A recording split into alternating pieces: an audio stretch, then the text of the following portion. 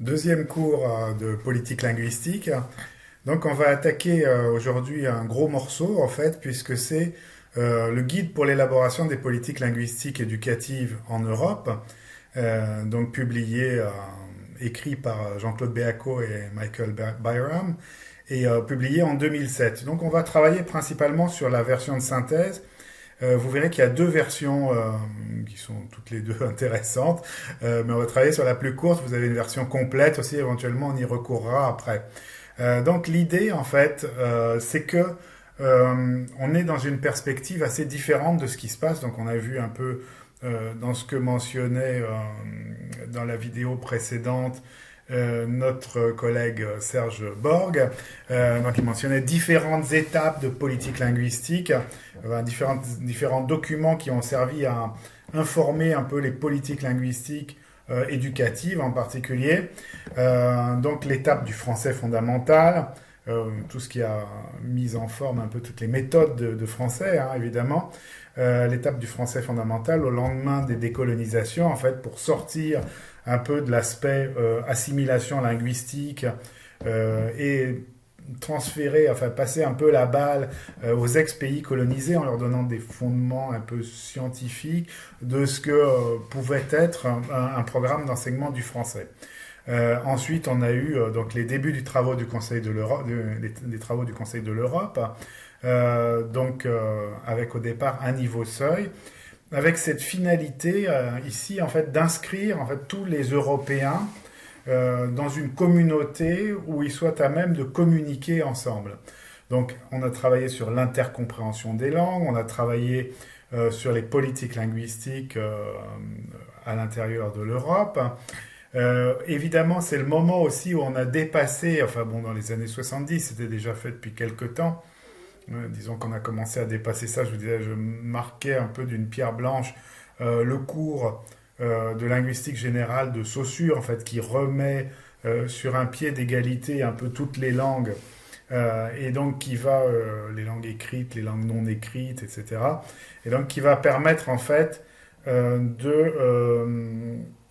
d'essayer de sortir, c'est bien complexe, hein, c'est beaucoup plus complexe que ça, d'essayer de sortir des rapports de domination à l'intérieur d'un pays. Par exemple, on a vu qu'en France, évidemment, la langue française avait raboté toutes les autres langues qui sont parlées sur le territoire français, et que maintenant, bon, il y a probablement aussi un changement maintenant avec les langues de l'immigration qui commencent à apporter beaucoup d'éléments à la langue française et probablement à la transformer assez en profondeur.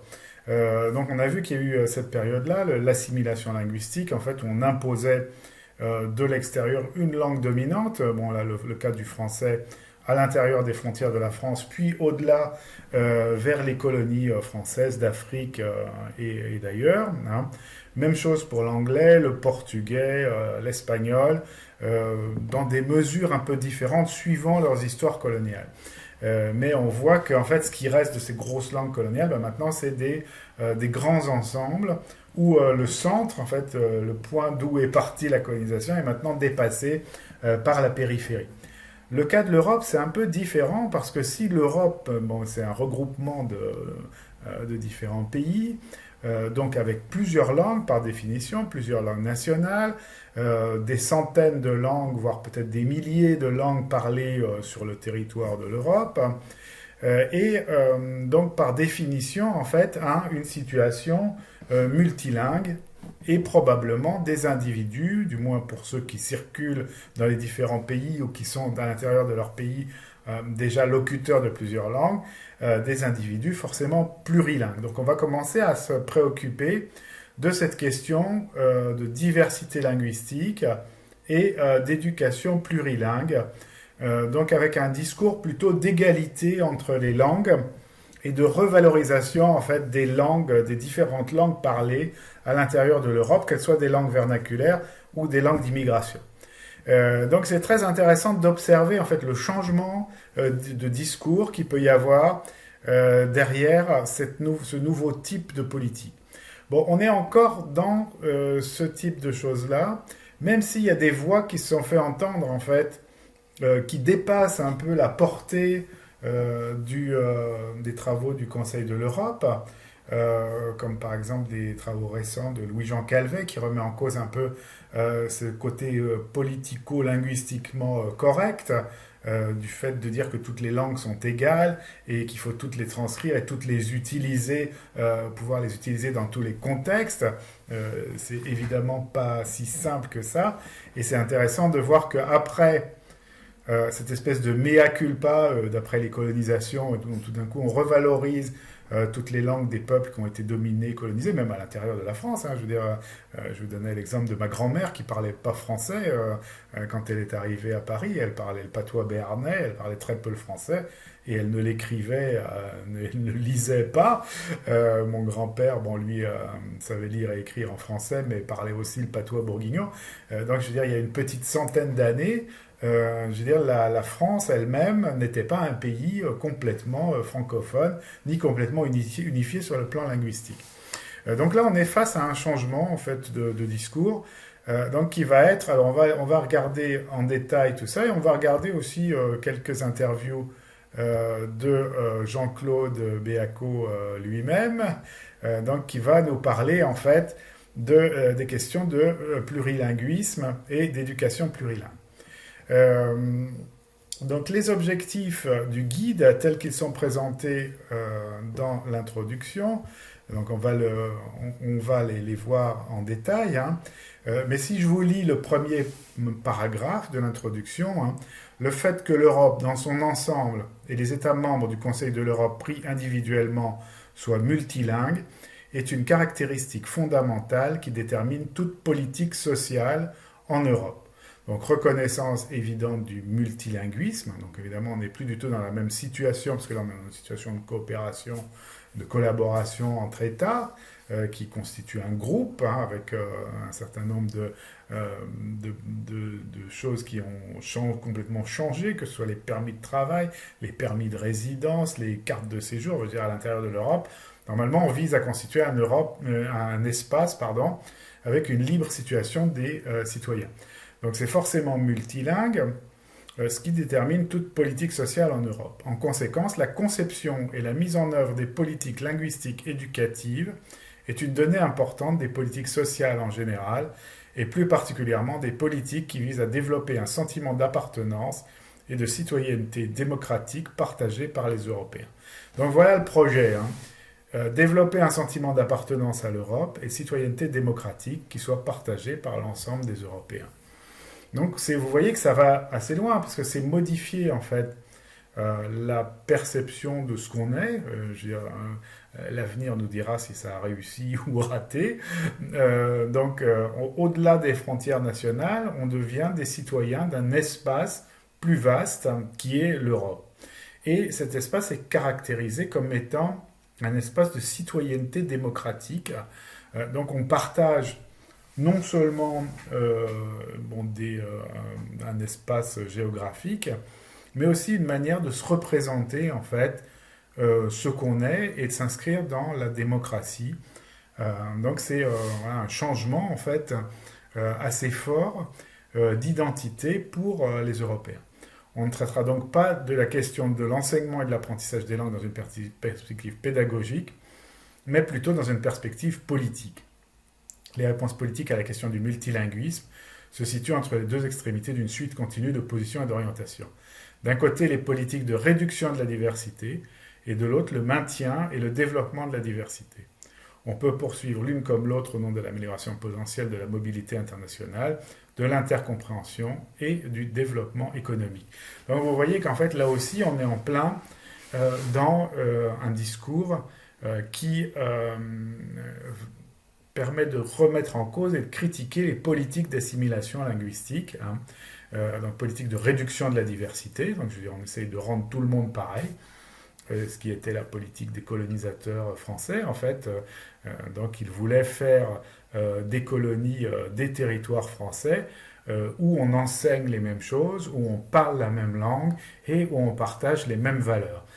Même s'il y avait un projet économique derrière de mettre en coupe réglée un peu tous les pays africains et de s'approprier leurs richesses, en même temps on comptait faire des Africains, des Africains et des Nord-Africains et des autres peuples qui ont été colonisés pendant un temps, on comptait en faire des Français. Je veux dire, on en voyait les traces dans la manière dont l'enseignement était organisé, exactement sur les mêmes modèles que l'enseignement français.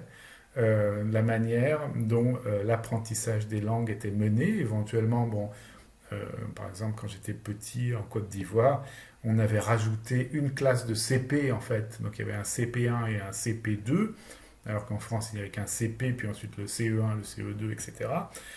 Et le CP1 servait en fait à devenir capable de parler le français. Puis au CP2, on envoyait directement sur les programmes du CP français où on apprenait l'écriture, etc. Donc vous voyez que les questions de politique éducative, l'école est un formidable instrument d'assimilation, même si, bon, même si on n'y apprend pas tout ce qu'on apprend dans la vie. Je veux dire, c'est quand même un énorme instrument d'assimilation des individus et d'unification. Donc, mais on peut aussi, donc, évidemment, viser autre chose que l'assimilation linguistique et conserver la diversité linguistique.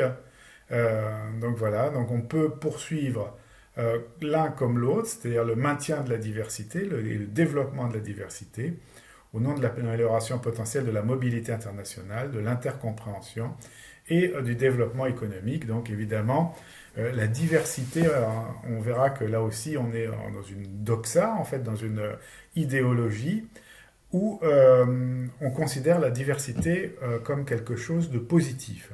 Je veux dire, c'est quelque chose d'un peu de relativement récent. Hein. Bon, là, vous voyez que ce guide date de 2007. Mais je pense qu'on a commencé à considérer la diversité comme quelque chose de positif, peut-être dans les années 70, 80, quelque chose comme ça. Pour bien des raisons, hein, on en a parlé, bon, diversité linguistique, la diversité écologique, la biodiversité. On s'est rendu compte que ce qui était divers, en fait, que la diversité était une richesse. Et qu'elle permettait de mieux résister à plein de choses. Hein. Par exemple, la biodiversité permet de mieux résister aux maladies des plantes, je veux dire aux famines liées à une maladie. Par exemple, vous avez la vigne qui est détruite par le mildiou. Certaines variétés de raisins ne seront pas détruites. Donc plus vous êtes divers, plus vous avez de chance en fait d'avoir quelque chose dans la diversité qui fonctionne encore. Et donc la diversité est reconnue comme une valeur positive aussi dans le domaine social et dans le domaine linguistique. Hein, donc on va regarder de près en fait ce guide pour les politiques linguistiques éducatives en Europe et on va essayer de remonter un peu bon, aux origines de ces idées et de voir bon, ce qu'il propose. Hein. Et ce qui est intéressant aussi dans ce guide, vous le verrez, enfin, dans les travaux du Conseil de l'Europe, c'est qu'il y a à côté du guide, enfin plutôt de façon préliminaire, avant la rédaction du guide, des études de cas pays par pays. Et c'est un peu le genre de choses qu'on fera comme devoir, enfin comme dossier d'évaluation. J'espère ne pas, je n'appelle pas ça un devoir, mais j'espère que ce sont des choses qui vous intéresseront d'étudier sur des pays qui vous intéressent, voire sur votre propre pays d'origine si ça vous intéresse, ou alors sur un autre pays. Vous n'êtes pas du tout obligé de le faire sur votre propre pays. Donc on va regarder de près ce guide et regarder aussi donc les études préliminaires, les différentes études de cas. Il y en a une très intéressante par exemple sur l'Australie, donc on la regardera en détail. Et bon, ça vous donnera des idées sur ce qu'on va faire par la suite dans la partie évaluative. Donc, je pense que avant de rentrer dans le vif du texte, enfin dans le corps du texte du guide pour l'élaboration des politiques linguistiques en Europe, donc je pense que c'est intéressant de regarder comment Jean-Claude Béaco définit ce que c'est que l'éducation plurilingue. Donc Jean-Claude était prof à la Sorbonne dans le département de didactique des langues, enfin le département de linguistique et de didactique des langues. Il a beaucoup travaillé avec le Conseil de l'Europe à l'élaboration du cadre européen commun de référence et du guide pour l'élaboration des politiques linguistiques. Donc c'est un peu l'un des précurseurs en fait de cette réflexion sur les politiques linguistiques. Et l'un des premiers qui a eu l'idée en fait de donner des outils aux décideurs de politique linguistique pour voilà, savoir avoir des éléments de réflexion sur ce qu'on faisait quand on décidait d'une politique linguistique éducative, c'est-à-dire comment on allait organiser, en fait, agencer les approches autour des langues d'un pays. Hein, je veux dire, je vous donnerai l'illustration du Vanuatu. Quand je suis arrivé au Vanuatu en 2009, donc on commençait à travailler sur les politiques linguistiques éducatives du Vanuatu. Donc là, évidemment, il y avait beaucoup de questions à se poser parce que le Vanuatu est un pays déjà avec trois langues nationales, deux langues d'enseignement, donc trois langues nationales, l'anglais, le français et le bishlamar, deux langues d'enseignement, l'anglais et le français, et 108 langues vernaculaires. Donc il faut effectivement réfléchir à comment on agence l'entrée dans ces différentes langues et comment on va donner là aussi, à travers l'éducation et à travers les questions linguistiques, un sentiment d'appartenance nationale aux gens du pays.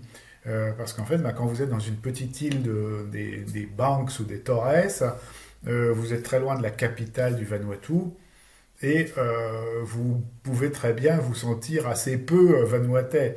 Hein, comme, bon, je veux dire, si on est, je sais pas, il y a certainement des cas aussi où c'est la même chose.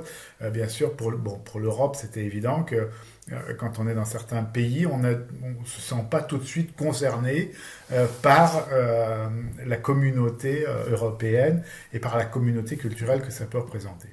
Donc d'où l'intérêt de réfléchir à ces questions de politique linguistique, non seulement évidemment pour constituer des États ou des ensembles supraétatiques qui fonctionnent, mais aussi évidemment pour avoir une approche éducative assez équilibrée et qui puisse rendre les élèves aussi assez heureux. Hein. Vous voyez bien que quand on arrive dans une école où on parle une langue qui vous est complètement étrangère et que votre différence linguistique n'est pas du tout prise en compte, ça rend les choses beaucoup plus difficiles que quand on vous fait rentrer progressivement dans les langues de l'éducation et qu'on vous guide en fait vers voilà, à la fois un développement de votre langue maternelle et l'apprentissage d'autres langues qui vont être aussi des langues de culture. Donc écoutons Jean-Claude. Plurilingue. Ce terme mérite un peu d'explication parce qu'on est plutôt habitué à des termes comme bilinguisme, enseignement bilingue, qui renvoient à une sorte d'idéal de maîtrise presque parfaite des deux langues. Par éducation plurilingue, on entend en fait autre chose. On part de la constatation que tout locuteur, d'une manière ou d'une autre, est potentiellement plurilingue, qu'il peut, tout au long de sa vie, apprendre d'autres langues que celles qu'il apprend dans le cercle familial, et que cette possibilité lui est ouverte toute la vie, même si les enseignements scolaires ne sont pas tout à fait de même nature que les enseignements spontanés ou naturels. L'autre constatation est que nous sommes dans un monde mondialisé dans lequel la diversité langagière, la diversité des langues parlées est encore plus visible qu'elle ne l'était auparavant, comme en témoignent très facilement toutes les grandes métropoles du monde, ou les mouvements touristiques, ou les mouvements migratoires. Donc, pour vivre ensemble, aujourd'hui, dans cet espace, il est nécessaire, d'une manière ou d'une autre, de pouvoir s'approprier plus d'une langue.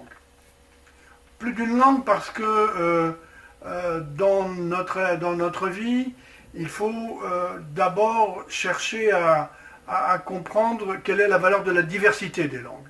Le premier objectif de l'éducation plurilingue, c'est d'abord donc de faire percevoir à tous que toutes les langues sont intéressantes, non pas d'égale valeur, mais toutes intéressantes, indépendamment de ce qu'on dit, de leur beauté, de leur efficacité ou de leur difficulté d'apprentissage. L'autre objectif de l'éducation plurilingue, c'est d'apprendre à tous ceux qui apprennent, aux enfants, aux adultes, à apprendre par eux-mêmes. On a toujours fait cela. On a depuis longtemps appris les langues par soi-même et désormais nous disposons de moyens très nombreux pour le faire. Non seulement nos vieilles grammaires ou nos grammaires modernes, mais tout ce qu'on peut trouver sur Internet, les films sous-titrés, les activités en ligne proposées par des centres spécialisés, et y compris bien sûr les cours de langue. Donc, l'éducation plurilingue est fondée sur ces principes, et elle consiste avant tout à chercher à remplacer la diversité des cours de langue qui s'ignorent les uns les autres par des formes de convergence.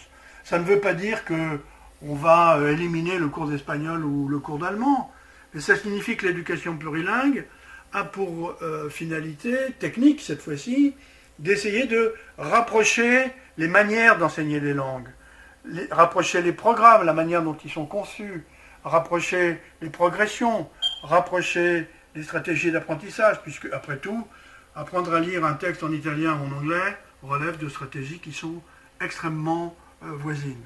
Donc, l'idée fondamentale, c'est que l'éducation plurilingue est une volonté de mettre en relation tous les enseignements langagiers, y compris ceux de la langue de scolarisation, qu'on appelle souvent la langue maternelle, et y compris les enseignements des disciplines en langue. Tous ces enseignements en langue ont des points communs. Il importe que l'éducation plurilingue soit en mesure de renforcer les liens entre ces enseignements de manière à donner à nos élèves ou aux apprenants ou aux adultes, quels qu'ils soient, une vision plus cohérente de ce qu'ils font et une perception plus claire de ce qu'est la connaissance des langues et la possibilité qui leur est toujours offerte d'en apprendre plus d'une dans un monde où une seule langue internationale, évidemment, ne suffit plus.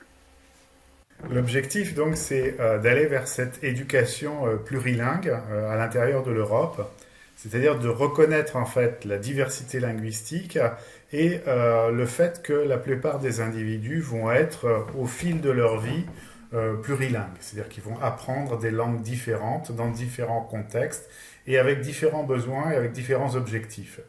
Vous voyez que l'objectif n'est pas un bilinguisme avec deux langues pratiquement à égalité, hein, c'est-à-dire par exemple d'être complètement bilingue français-anglais ou allemand-anglais ou d'autres choses de ce genre-là, mais bien en fait ce qu'on pratique tous, hein, je veux dire, c'est-à-dire parler plusieurs langues dans des situations différentes et avec des niveaux de compétences différents.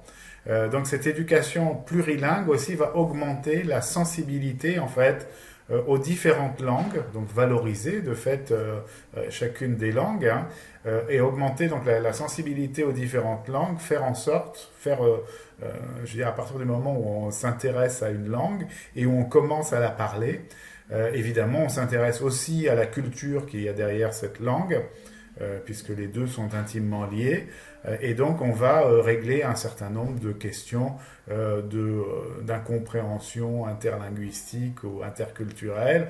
Je veux dire, on va dédramatiser en fait les rapports entre les langues et les cultures à l'intérieur d'un espace, et même au-delà d'ailleurs, hein, puisqu'à partir du moment où vous avez l'expérience en fait d'apprendre plusieurs langues et de vous intéresser à des langues différentes, vous devenez beaucoup plus tolérant et sensible aux langues des autres.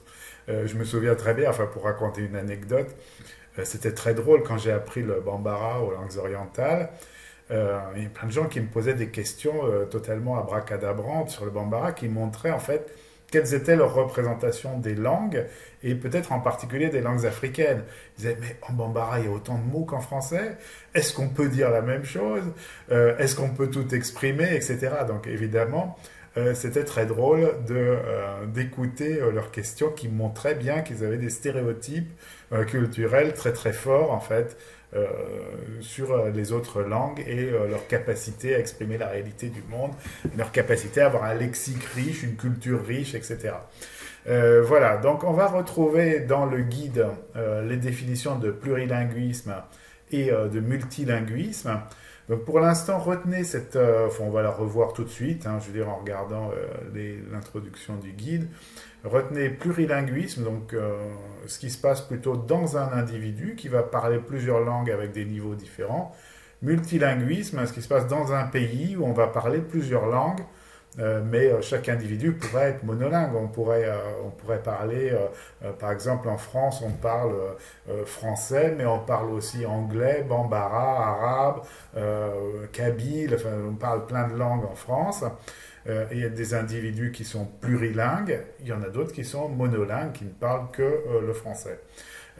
Donc vous voyez que la situation de multilinguisme, ça concerne en fait un espace ou un pays ou un espace plus grand ou le monde entier. Le monde entier est multilingue et les individus sont plurilingues ou monolingues. On est donc ici sur la page du guide, hein, à l'intérieur du site du Conseil de l'Europe, donc c'est coe.int. Donc vous cherchez par l'internet, vous pouvez évidemment relever l'adresse, mais ce sera un peu compliqué. Vous cherchez simplement par internet guide pour l'élaboration des politiques linguistiques éducatives en Europe ou guide pour l'élaboration des politiques linguistiques, vous devriez tomber dessus. Vous allez bien par contre sur le site du COE, Conseil de l'Europe, et vous allez arriver sur cette page-là où vous aurez un peu tous les choix possibles et aussi pas mal de documents qui sont liés en fait au guide pour l'élaboration des politiques linguistiques éducatives en Europe.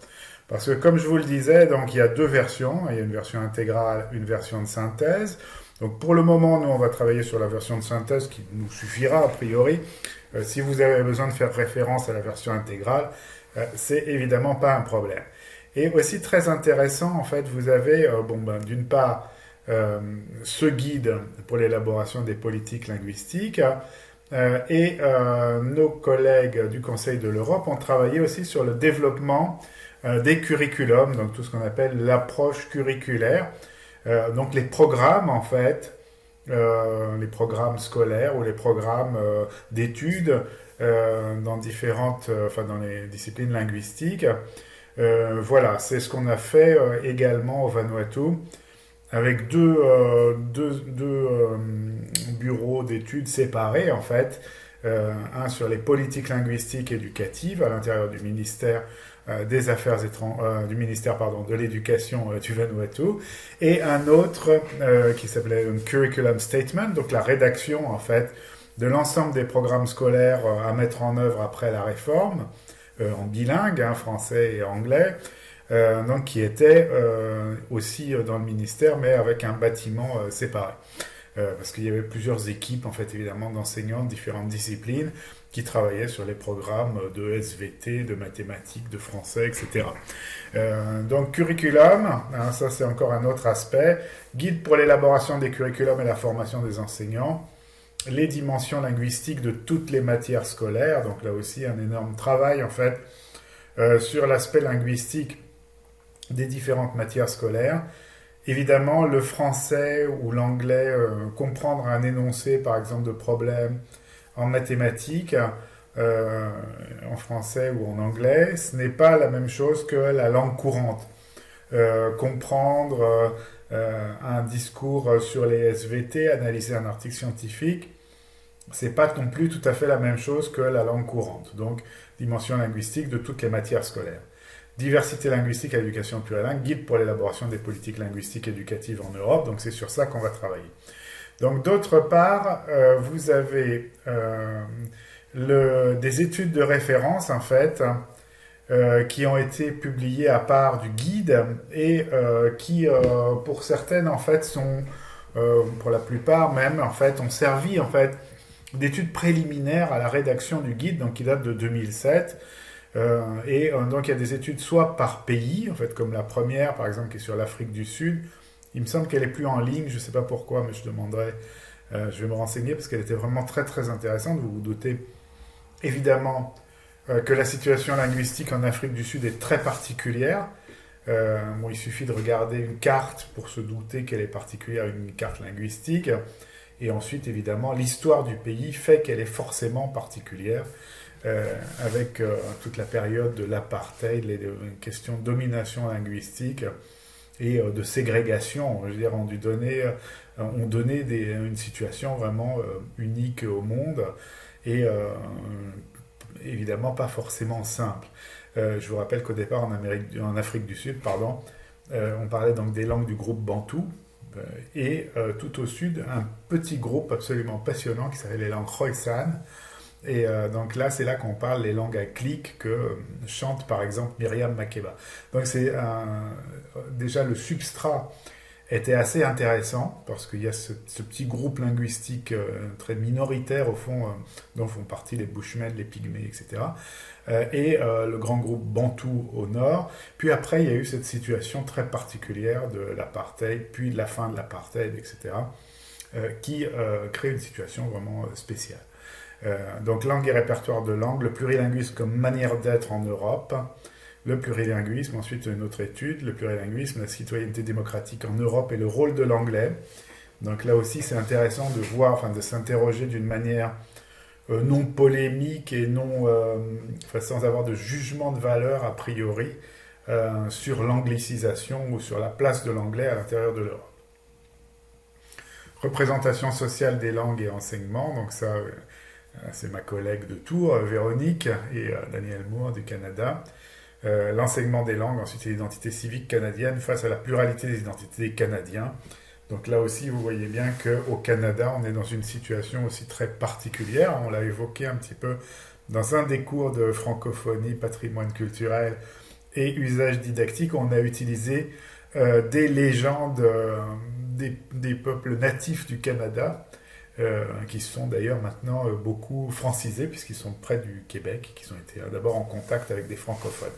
Donc toutes les situations linguistiques du monde, la plupart sont passionnantes. En fait, dès qu'il y a contact de langue, dès qu'il y a des différences linguistiques, dès qu'il y a des langues en contact, des échanges commerciaux, des guerres. Bon, je veux dire, il peut y avoir toute une série de phénomènes qui vont changer la donne en matière de langue.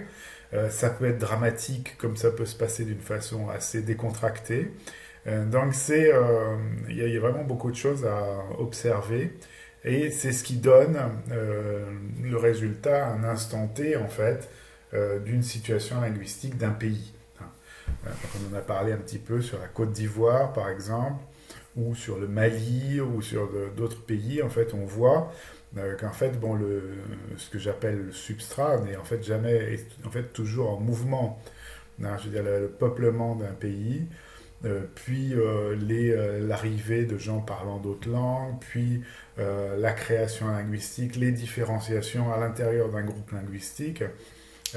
Tout ça donne des situations très très intéressantes à observer de près, et où on voit évidemment que les langues ne sont que différences et différenciations. Je dirais qu'il y a aussi ces phénomènes qui peuvent être de l'intercompréhension, du plurilinguisme, qui permettent en fait d'aller vers l'autre aussi et de se comprendre, parce qu'en fait on partage quand même évidemment l'essentiel, même si on a des langues différentes et des cultures différentes, on partage le fait d'être des êtres humains faits de la même façon, avec une expérience relativement similaire, entre guillemets, de la perception du monde qu'on peut avoir. Donc on va retrouver des choses constantes. Ne serait-ce que par exemple la base 10, avec les 10 doigts des deux mains, pour compter, on la retrouve dans beaucoup, beaucoup de systèmes de numération, évidemment. Voilà, la perception, la temporalité, la localisation, les couleurs, la caractérisation physique. On va retrouver des choses qui s'exprimeront de façon différente, mais qui correspondent à des constantes, des besoins de communication.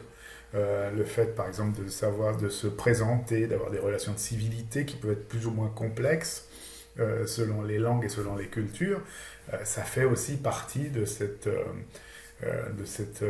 constantes de l'être humain. Je veux dire, c'est des constantes. On recherche, toujours à la recherche d'une grammaire universelle ou de choses de ce type-là. Je veux dire, il est évident qu'il y a dans l'expérience humaine des choses qui vont conditionner un certain nombre de choses sur le plan linguistique. Donc voilà, donc vous avez ces études préliminaires et vous avez donc, il y a plein de choses sur l'intercompréhension, diversité linguistique et nouvelles minorités en Europe, plein de choses qui peuvent être autant de sujets qui peuvent vous guider pour vos thèmes d'exposé ou sur ce que vous pouvez faire. Ah oui, voilà, j'y retrouve celui qu'on a beaucoup exploité sur l'Australie, aussi situation aussi très passionnante du point de vue linguistique. est assez typique de certains éléments de colonisation, voilà, ou de domination d'un peuple par l'autre.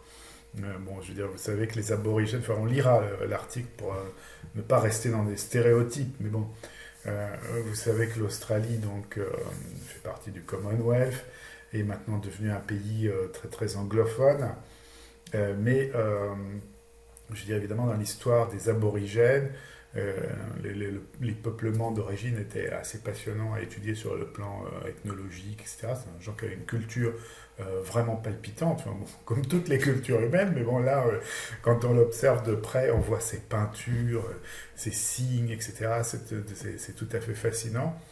Ils ont été quand même très très décimés par la colonisation britannique qui s'est faite d'une manière assez violente en Australie. Et donc après, en Australie, vous avez eu plein de minorités aussi qui sont arrivées, donc des Libanais, des Asiatiques, etc. Ça fait un melting pot aussi assez extraordinaire. Et puis là maintenant, bon, vous avez évidemment toute la... Enfin, bon, ça va peut-être changer un petit peu au temps du Covid, mais vous avez eu l'apport des étudiants chinois qui sont des milliers dans les universités australiennes. Donc chaque pays est vraiment passionnant à regarder de près et on peut les observer à plusieurs échelles et sur plusieurs durées, en fait, plusieurs temporalités, plus ou moins longues. Hein. Voilà, donc on est à la fois dans le synchronique, enfin, dans ce qu'on peut observer maintenant ou à un instant donné, et dans le diachronique, ce qu'on observe comme évolution des politiques linguistiques et des situations linguistiques dans le monde. Donc voilà, donc on va commencer un petit peu à regarder notre version de synthèse. Donc évidemment, vous pouvez après la télécharger. Donc je voulais aller, on a lu un petit peu en fait la partie introductive sur les finalités. On va peut-être s'en tenir un peu là pour le moment en fait, parce qu'il y a vraiment beaucoup beaucoup de choses à dire. Donc finalité du guide, hein, c'est ce qu'on avait lu l'autre jour. Donc les réponses politiques à la question du multilinguisme se situent entre les deux extrémités d'une suite continue de positions et d'orientations. D'un côté, les politiques de réduction de la diversité, de l'autre, le maintien et le développement de la diversité. On peut poursuivre l'une et l'autre au nom de l'amélioration potentielle de la mobilité internationale, de l'intercompréhension et du développement économique. Voilà, donc vous voyez qu'après, bon, il va y avoir des prises de position qui sont complètement idéologiques, oui, je veux dire, on peut le dire. Le Conseil de l'Europe et ses États membres ont pris position en faveur du développement de la diversité linguistique, qui sera donc l'objectif des politiques linguistiques éducatives. Donc, bon, il y aura certainement plein de choses où on trouvera à redire, en fait, soit sur l'orientation elle-même, soit sur la manière dont ça a été appliqué et ce que ça donne, en fait. Mais le point de vue de départ, évidemment, le point de vue, l'idée centrale, c'est de favoriser le développement de la diversité linguistique. Ce qui n'est pas si simple que ça, hein, en fait, parce que vous voyez évidemment, donc on a commencé à regarder un petit peu les travaux de Calvet avec le baromètre des langues et le système gravitationnel. On voit qu'on est quand même tenté par un tropisme qui va vers une grande langue d'intercommunication et que tout le monde voudra apprendre celle-là, évidemment, à l'intérieur de l'Europe, même si les Anglais sont sortis maintenant de l'Europe. Tout le monde apprend l'anglais et quelles que soient les politiques qu'on mène, en fait, on voit que ça va très souvent vers, non pas le monolinguisme, mais une place importante de l'anglais dans un plurilinguisme chez les individus. Même dans les programmes en fait sur lesquels j'ai travaillé, par exemple avec l'Utah en fait. Donc avec l'Utah, on fait des échanges d'enseignants qui vont dans des classes de l'Utah, donc des Français qui vont dans les classes de l'Utah. Et bien évidemment, ça développe le plurilinguisme dans l'Utah, puisque vous avez des enfants qui vont apprendre dans des classes bilingues le français, ou dans des classes bilingues, donc l'anglais et le français, ou dans des classes bilingues anglais et chinois, ou dans des classes bilingues anglais-espagnol, ou dans des classes bilingues anglais-allemand, ou encore anglais-portugais, et ils comptaient ouvrir des classes bilingues anglais-arabe. Donc, ça développe aux États-Unis du plurilinguisme chez certains élèves et le multilinguisme au niveau de l'État de l'Utah, voire au niveau de pas mal d'États américains, mais celle de la politique linguistique de l'Utah est particulièrement réussie avec le programme de Dual Language Immersion. Mais en revanche, eh bien, les enseignants qui partent 3 ans aux États-Unis, mais la perspective de l'éducation nationale française, c'est qu'ils reviennent ouvrir des classes, des classes bilingues en France, avec l'expérience qu'ils ont acquise aux États-Unis, donc ils se sont perfectionnés en anglais, ils ont eu l'expérience d'un système de Dual Language Immersion. On s'attend à ce qu'ils fassent ça en France, au retour, et les rectorats, les différents rectorats qui participent à l'expérience l'incitent évidemment, mais bien sûr ils vont faire ça que en anglais, donc on aura des Français qui vont apprendre l'anglais, donc il y aura finalement, on va aller finalement encore une fois dans le renforcement de ce bilinguisme, enfin, ou de cette place de l'anglais à l'intérieur du plurilinguisme en France. Et ça, on ne peut pratiquement pas lutter contre ça. Je veux dire, la plupart des parents veulent que leurs enfants apprennent l'anglais en premier comme langue étrangère. Donc on n'arrive pas évidemment à avoir un multilinguisme en France avec de l'apprentissage des langues qui sont vues comme moins propices en fait, à faire une belle carrière, à s'intégrer dans un réseau international. Donc il y a beaucoup moins d'enfants évidemment qui vont apprendre une langue étrangère moins valorisée que l'anglais. Une diversité linguistique, car outre la mobilité, l'intercompréhension et le développement économique, il y a plus, comme finalité importante, la préservation de l'héritage culturel européen dont la diversité linguistique est une composante considérable. Donc là aussi, il y a une idée, en fait, de préservation d'un héritage culturel divers. Cependant, en fait, on peut se poser aussi la question, hein. Je veux dire, en France, est-ce que c'est possible même de préserver en fait ce type d'héritage? Bon, bien sûr, on peut l'avoir dans des musées, mais à ce moment-là, c'est mort en gros. Je veux dire, c'est presque comme des langues mortes ou des cultures mortes qu'on folklorise un peu en les conservant dans des musées. Bon, c'est très bien, hein, mais je veux dire, c'est très difficile de lutter contre un mouvement de ce genre-là. À partir du moment où les choses ont commencé à changer, en fait, eh bien, ça va très très vite. Et là, on voit que bon, pour les langues vernaculaires de France, bon, le breton survit, il y a une activité autour du breton, il y a des gens qui luttent pour préserver le breton, mais ça reste quand même évidemment bon, dans une certaine région de France, comme ça l'était avant d'ailleurs, mais aussi un petit peu, enfin ça a un peu du mal en fait à être une culture qui à la fois se préserve et s'ouvre vers l'extérieur. Il y a une difficulté évidemment entre la préservation culturelle et l'ouverture vers l'extérieur et le dynamisme vers d'autres cultures.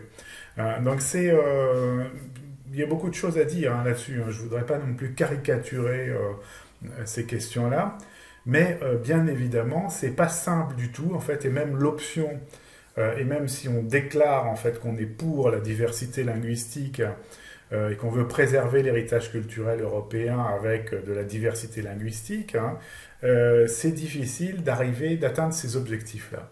Et c'est peut-être finalement un combat un peu perdu d'avance, et donc il faudrait peut-être se focaliser peut-être sur d'autres choses. C'est ce que dit Calvet dans les dernières choses qu'il a publiées sur le politico-linguistiquement correct. C'est pas un sacrilège de dire que finalement, bon, bah, y a des langues qui vont mourir. Je veux dire, on peut les conserver, enfin en conserver la trace, mais on n'a pas forcément à défendre à tout prix toute la diversité linguistique. En fait, il s'agit moins de développer ou de protéger les langues que de permettre aux citoyens européens de développer leur capacité langagière.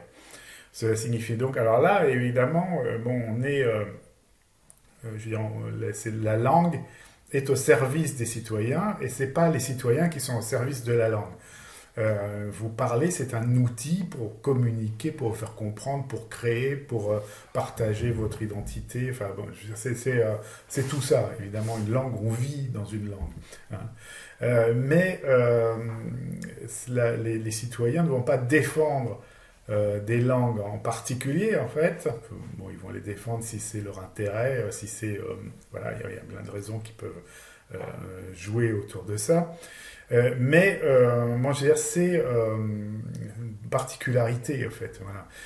Cela signifie donc qu'il faut considérer l'enseignement des langues comme le développement d'une compétence linguistique individuelle unique, savoir des langues quelles qu'elles soient. Celle-ci doit être développée pour des raisons fonctionnelles ou professionnelles, mais également comme une éducation au respect pour les langues des autres et pour la diversité linguistique. Donc ça, c'est ce que je vous disais tout à l'heure, c'est un des points très importants, en fait. Respecter les langues des autres, s'y intéresser et ne pas dévaloriser une langue par rapport à l'autre pour éviter toute situation de diglossie ou de complexe interculturel, etc. Les politiques linguistiques éducatives devraient en conséquence favoriser l'apprentissage de plusieurs langues pour tous, tout au long de la vie, de sorte que les Européens deviennent effectivement des citoyens plurilingues et interculturels, capables de communiquer avec les autres Européens dans tous les domaines. Donc voilà, donc on retrouve cette finalité en fait qui est une communication partagée avec tous les autres Européens. Donc la constitution d'un espace d'intercompréhension, d'intercommunication et de respect de l'interculturalité. Ça va évidemment loin, hein. Ça intègre aussi d'ailleurs les langues de l'immigration en Europe. Donc on essaye en fait d'arriver à une situation en fait où il n'y ait pas de guerre entre les langues, où il y ait plutôt une espèce d'intercompréhension et de curiosité mutuelle, enfin de capacité à s'intéresser, à respecter les langues des autres. Voilà, je voudrais pas être trop long et trop bavard. Donc je reviens en fait sur ce que vous allez trouver dans la playlist. Hein. Il y a une partie et j'ai pas mis toutes les vidéos en fait où Jean-Claude explique un certain nombre de choses sur l'éducation plurilingue et interculturelle et montre en fait que évidemment langue et culture, même si ce sont des choses qui s'interpénètrent de façon très structurelle, hein, je veux dire que la langue exprime la culture et que la culture imprègne la langue évidemment. Il y a quand même un rapport un peu plus problématique que ça entre langue et culture. C'est-à-dire que vous pouvez avoir des gens qui parlent à peu près la même langue, comme les Anglais et les Américains, mais qui ont des cultures quand même assez différentes et qui vont aller plutôt en s'écartant. De même, quand on parle de la langue française et qu'on regarde maintenant le monde francophone, on voit que même s'il y a des différenciations linguistiques, par exemple entre le français de Côte d'Ivoire ou le français du Québec et le français de France métropolitaine, on va avoir des cultures différentes qui s'expriment à l'intérieur d'une même langue et aussi après des différenciations linguistiques qui vont se construire comme elles peuvent se construire d'ailleurs à l'intérieur de la France ou à l'intérieur du Québec ou à l'intérieur de la Côte d'Ivoire. C'est-à-dire qu'on peut très bien des communautés linguistiques qui vont vouloir se différencier, se retrouver dans une langue qui leur appartienne. Je veux dire, c'est le cas du Nouchi, par exemple, en Côte d'Ivoire, donc qui est à base de français, mais que des Français de France ou du Québec ne comprendraient absolument pas. Donc il y a toute une série de degrés, évidemment, dans ces différenciations et dans cette problématique, en fait, entre langue et culture. Là, je pense qu'on va revenir un petit peu en arrière. Enfin, donc vous avez Introduction à l'éducation plurilingue et interculturelle, le commencement, l'Observatoire européen du plurilinguisme. Donc vous pouvez regarder toutes ces vidéos pour avoir un peu une idée de l'historique, en fait, de la construction de ce discours européen et la construction conceptuelle aussi qu'il y a derrière, donc qu'il y a dans ce qu'on vient de voir. On va retourner un petit peu en arrière et on va regarder, on va écouter Jean-Claude nous parler de l'État-nation et de ses langues. Donc je vous ai parlé de cette construction des États-nations au, au 18e, 19e siècle, comme par exemple pour le français, en fait pour la France, les États-nations qui se construisent en délimitant leurs frontières et en unifiant en fait la langue parlée à l'intérieur de ces frontières. C'est-à-dire en France, la France correspond à un territoire et à une langue et français qui parle français. Donc on va écouter ce qu'en dit Jean-Claude dans cette petite vidéo. L'idée de l'État-nation homogène semble avoir fait son chemin, même si, évidemment, est très forte la corrélation entre la citoyenneté et la langue. Il y a une corrélation très forte entre la citoyenneté et la langue, et Français qui parlent français. D'accord ? Et pour vérifier qu'un Français candidat à la naturalisation parle français, il y a des examens, des tests qui permettent de vérifier s'il parle français. Sauf que si on appliquait ces textes à des Français dépositaires, titulaires d'un passeport, il y aura peut-être des surprises, par exemple. Et donc, du point de vue de l'équité, ça pourrait poser quelques petits problèmes. Tout simplement. Mais l'idée créée en 1830 dans les années romantiques, au moment de la création de l'État-nation, que un État c'est une langue, c'est quelque chose qui est très très présent, y compris dans les textes juridiques. Alors que c'est pas une absolue nécessité. Au Moyen-Âge, la condition c'était la religion. Huius religio, eius religio. On a la religion du territoire sur lequel on habite, c'est-à-dire la religion du roi. Okay, avec l'État-nation se construit une autre relation qui est celle de la langue comme marqueur identitaire et juridique, qui n'a jamais vraiment correspondu à la réalité. C'était une déclaration d'intention, mais qui ne s'est jamais... Alors, et si on prend le cas de la France, évidemment, on a un cas spécifique, mais si on prend le cas d'autres pays, en Italie, jusque dans les années 1950, il y a encore des tas de gens qui ne parlent pas italien standard. Évidemment. Et c'est presque terminé, c'est pas sûr. Des locuteurs de langue régionale, non locuteurs du standard, il n'y en a presque plus. Mais des bilingues, il n'y a que ça. Et si vous mettez face à face un Triestin qui parle du Triestino proprement, comme il convient, et un Napolitain qui parle napolitain comme il convient, ils ne se comprennent pas. D'accord ? C'est pas la peine. Ils ne se comprennent pas. Bon. Donc, ça, c'est arrivé en Italie, c'est récent, mais pensez que... alors, dans tous les royaumes, il n'y a jamais eu de chasse à la variété linguistique forcenée, sauf chez nous, parce que bon, on a des histoires réglées. Encore que. Ouais, ça n'a pas été si. Ça n'a pas été si fort que ça. Le rapport à la Grégoire, c'était un rapport parlementaire. Exactement. Mais c'est strictement rien passé. En 1870, Ouais, c'était la moitié des Français qui ne parlaient pas le français standard. Le Félibrige était là. C'est très bien qu'il ait été scolarisé par Jules Ferry, etc. Mais n'empêche qu'à l'époque, c'était pas du tout le personne n'avait chassé. Absolument. Mais bon, dans les royaumes, il y avait une acceptation sans l'ombre d'un doute de la diversité linguistique, et les empires, encore plus. Les empires s'occupaient de recevoir les impôts, que les Grecs parlent grec, ça n'empêchait pas le sultan d'Istanbul de laisser parler grec. Et je rappelle l'édit de mon empereur préféré, qui n'a pas bonne mémoire, enfin il n'a pas laissé une mémoire terrible, l'empereur Caracalla, 212, édit de Caracalla, tout homme libre de l'Empire devient citoyen romain, donc il a accès au droit romain, et il n'y a pas de condition de langue. Donc si vous allez voir les édits municipaux de Palmyre, ils sont rédigés en palmyréen. On est au 3e siècle après Jésus-Christ. Donc l'idée qu'il y ait une sorte de coexistence entre la citoyenneté et la langue est quelque chose évidemment toujours très fort, Mais en même temps, le Conseil de l'Europe essaie de dire que c'est peut-être pas ça. Être citoyen, c'est d'une manière ou d'une autre accepter les droits et les devoirs que donne la démocratie ou la forme de l'État dans lequel on se trouve. Que la langue, c'est un élément de cohésion culturelle en plus peut-être, mais c'est pas nécessairement un élément fondamental. Alors, voilà, je me suis un peu étendu sur des propos très génériques de conférencier du vendredi soir. Je pense que c'était pas la peine de faire trop. Maintenant, je vais faire technique. Je fais technique. Je peux te faire une Vas-y, question là pour passer justement à un autre stade, là, justement sur ce que tu dis concernant la relation entre la langue et la citoyenneté.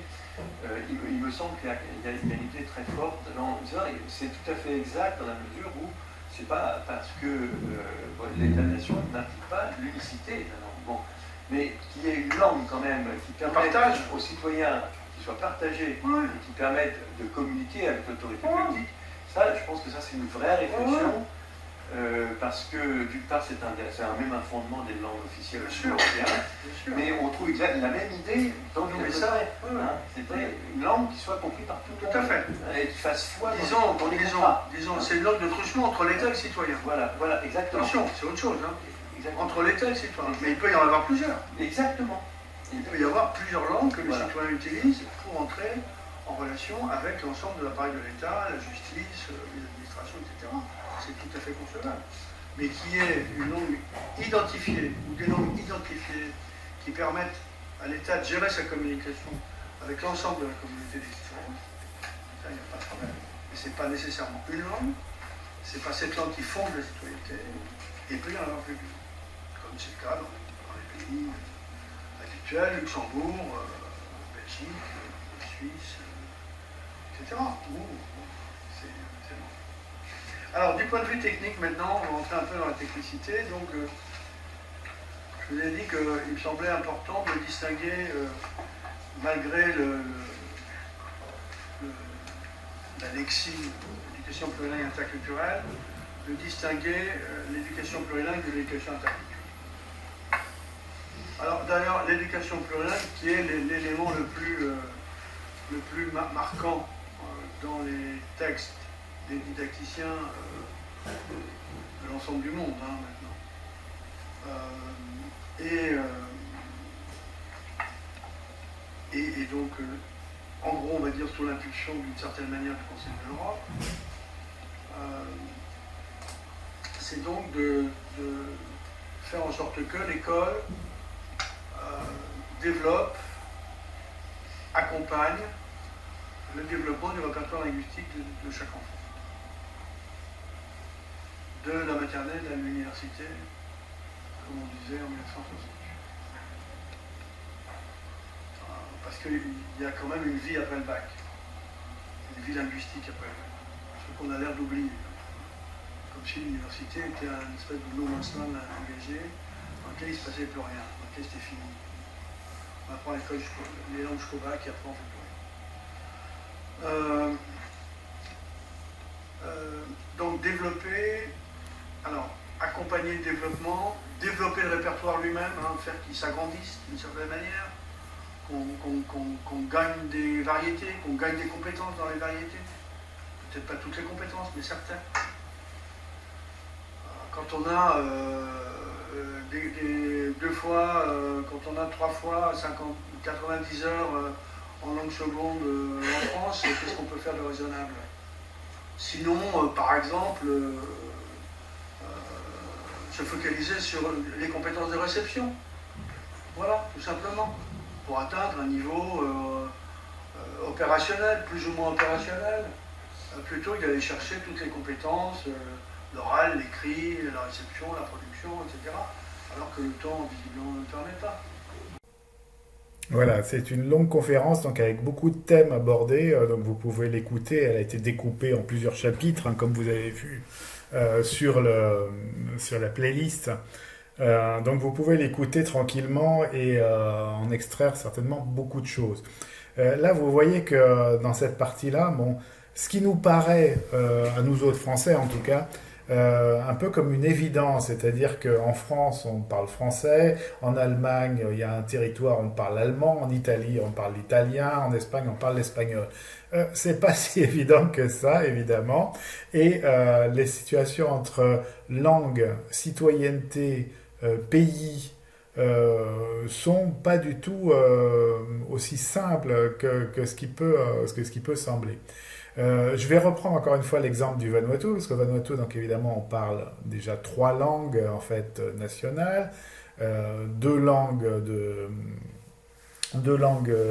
d'éducation et 108 langues vernaculaires. Donc sur le territoire, en fait, on est déjà dans une situation linguistique complexe. Ensuite, on peut aussi, enfin, je veux dire, comme ça a été un condominium franco-britannique, on peut aussi être tout à fait, enfin, obéir à plusieurs droits. Il y a plusieurs. Le Vanuatu n'est pas régi par un seul droit. Comme la France, donc vous avez un droit français qui vient du droit romain, si je ne m'abuse, je ne suis pas du tout spécialiste de droit, mais au Vanuatu, vous pouvez très bien demander, en fait, quand vous êtes jugé par un tribunal, vous pouvez demander d'être jugé selon le droit français, puisque ça a été un condominium franco-britannique, selon le droit britannique, pour la même raison, donc la common law britannique, ou selon le droit coutumier du Vanuatu, ce qui donne des résultats évidemment complètement différents. Je veux dire, si par exemple vous répondez d'un viol, excusez-moi de prendre un exemple aussi terrible et aussi terriblement d'actualité, eh bien en droit coutumier, en droit britannique, pardon, vous aurez une certaine peine, en droit français une autre peine, les deux droits doivent se ressembler un petit peu, mais en droit coutumier, ça se réglera d'une façon beaucoup plus simple, en offrant un cochon et quelques sacrifices à la famille de la victime. Donc, je veux dire, on est dans une situation complètement différente, en fait, selon les types de droits auxquels on va devoir obéir, les langues qu'on va parler, aussi, évidemment, les questions de curriculum pour l'école et de cursus. Donc, vous voyez que c'est pas simple du tout, ces questions-là, et que c'est pas du tout évident d'avoir un pays avec une langue et un type de citoyenneté et a fortiori une culture. Donc c'est intéressant d'observer ça et de voir qu'avec la réflexion autour de l'Europe, autour de la construction de l'Union européenne, on est obligé de se reposer ces questions en fait, et de revisiter l'histoire pour voir l'histoire et l'anthropologie en même temps, pour voir que tous ces rapports-là ne sont pas si simples que ça, qu'ils en ont l'air au départ.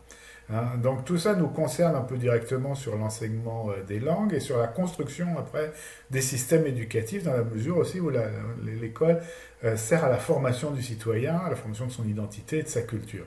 Voilà, donc vous voyez, il y a du pain sur la planche avec ces questions de politique linguistique et ça donne matière évidemment à réflexion et matière aussi à réfléchir pour avoir des idées un peu prospectives, pour pouvoir imaginer un peu ce que sera le futur de la planète sur le plan linguistique et donc probablement aussi du coup sur le plan politique, sur le plan de l'organisation sociétale.